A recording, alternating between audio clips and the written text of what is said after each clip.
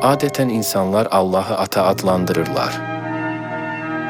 Buna görə siz belə dua edin, göylərdə olan atamız.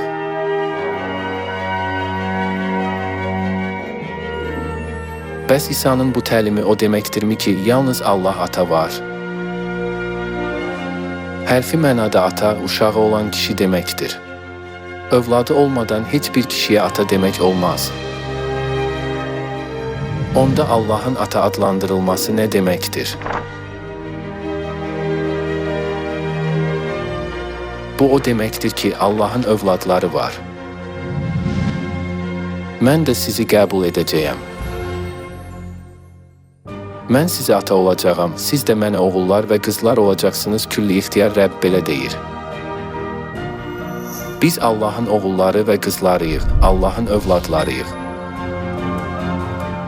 O zaman ata tək başına övlad dünyaya gətirə bilərmi? Əgər övladlar varsa, onların atası ilə yanaşı anası da olmalıdır. Ata titulu yalnız ana olduqda mövcud ola bilər.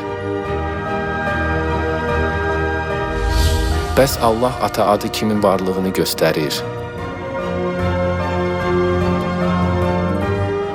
Allah ana.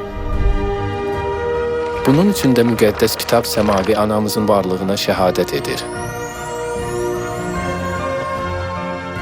Səmavi Yerusəlim isə azaddır, o bizim anamızdır. Bu o deməkdir ki, bizdə təkcə Allah ata yox, həm də göydə Allah ana var.